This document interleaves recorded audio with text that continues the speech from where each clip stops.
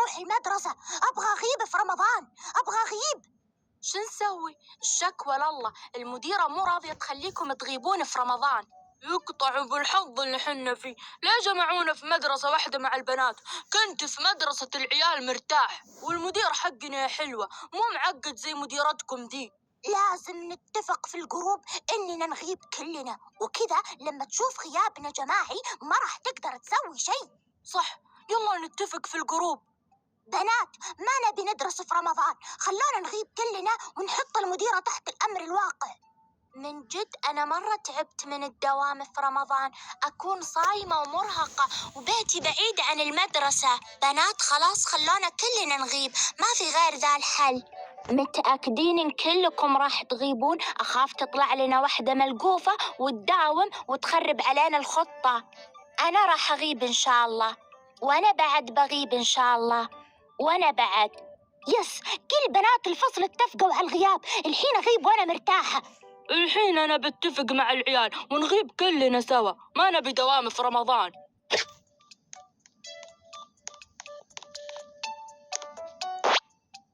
وش ذا؟ الفصل كله غايب؟ لقيت فصل رابع با كله غايب، يعني أنا طاقة مشوار ساعة من بيتي للمدرسة، آخر شيء الكل غايب؟ من جد؟ وأنا بعد رجعت من فصل خامس ألف وشفت الكل غايب. شو الفايدة أجل نداوم وكل الطلاب غايبين؟ يا أستاذة غصون شوفي لنا حل، الطلاب والطالبات متفقين على الغياب، يعني شو الفايدة من حضورنا والطلاب غايبين؟ مستحيل، كل الفصول غايبة، وش المهزلة ذي؟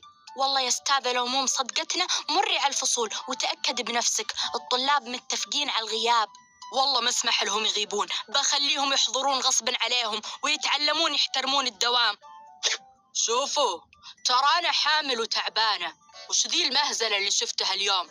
الكل غايب، تحسبون إذا اتفقتوا على الغياب يعني بسكت وما راح أحاسبكم؟ سمعوا، والله لو ما تحضرون بكرة إني لحط لكم 0 في مادة الانضباط، وبنقصكم في درجات المشاركة في كل المواد، ولو فيكم خير حاولوا ترفعون معدلكم بعدين. حسبي الله، شايفين وش قالت المديرة؟ نرسل فيديو في كل الجروبات تصارخ وتتوحد، الحين وش بنسوي؟ خلاص ما في حل غير إننا نداوم. لا ماني مداومة. أنت الخسرانة، بتنقصك في الدرجات وينزل معدلك مرة. لازم نتفاهم معاها ونوصل لحل يرضي الطرفين. المشكلة المديرة راسها يابس، ما ينفع التفاهم معاها، ما راح تسوي غير اللي في راسها. نجرب، ما راح نخسر شيء. يا أستاذة والله صعب نداوم، صايمين وتعبانين، ما نبي دوام في رمضان، تكفين يا أستاذة.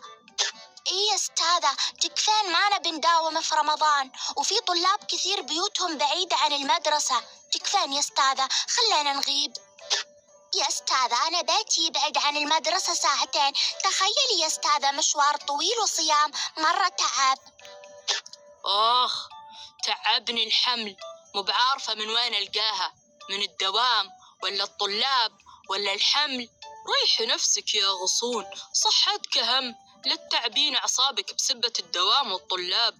هذول الطلاب مدلعين مرة، يبون الدنيا سهالات، ما يبون يتعبون أبد، بس أنا راح أعلمهم الانضباط واحترام الدوام وتحمل المسؤولية. سمعوا، أنا شفت وسمعت كل شكاويكم، ما تبون تداومون عشان انتوا صايمين وتعبانين. أوكي اتفقنا، عشان كذا بنغير دوام الدراسة، وراح يبدأ دوامكم الساعة 5:30 العصر وينتهي الساعة 10 بالليل. أكيد كذا الوضع مناسب للطرفين، تفطرون في المدرسة وتبدأ حصصكم بعد الفطور وتنتهي الساعة 10، واللي بيغيب والله لخصم من درجاته وقد أعذر من أنذر. ويا ريت كل طالب وطالبة يجيبون معهم أكل عشان نملي السفرة. سمعوا يا معلمات، الفطور راح يكون في المدرسة، الرجاء من كل معلمة تجيب معها أكل. أستاذة غصون أنا بجيب معاي شوربة وسمبوسة. وأنا بجيب معاي طبق بشاميل. وأنا بجيب معاي كبسة وسلطة. وأنا بجيب معاي القيمات. وأنا بجيب معجنات. وناسة اليوم بنفطر في المدرسة، متحمسة أشوف السفرة، أكيد فيها أنواع وأصناف المأكولات. من جد السفرة هي اللي محمستني للمدرسة.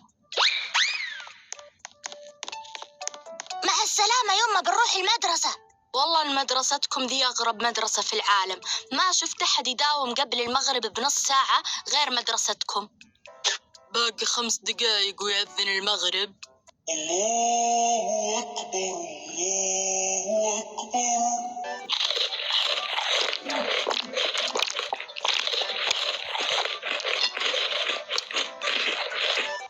بصراحة مرة الأكل لذيذ، تسلم يدكم على ذي السفرة، ما قصرتوا.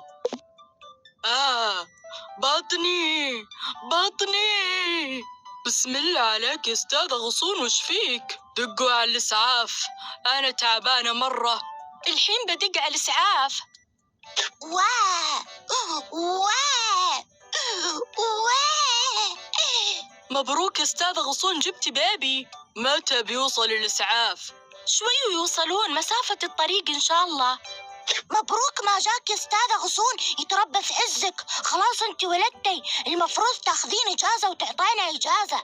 والله ما أعطيكم إجازة، بتداومون غصبا عليكم. أستاذة منى، أنت المسؤولة عن المدرسة في غيابي، راقب المعلمات والطلاب والطالبات، اللي غايب سجل اسمه، وإذا طلعت من المستشفى بالسلام إن شاء الله راح أتفاهم معاهم. أبشري أبشري يا أستاذة غصون. الحمد لله وصل الإسعاف.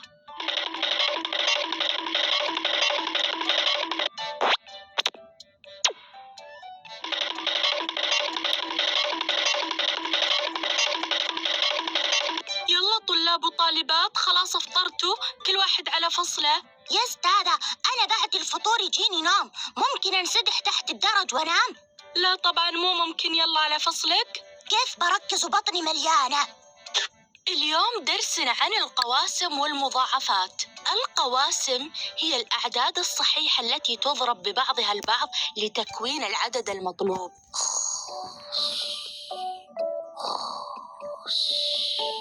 جودي صحصحي معاي. صحصحي، وش فيك نايمة؟ والحين راح نتعرف على المضاعفات.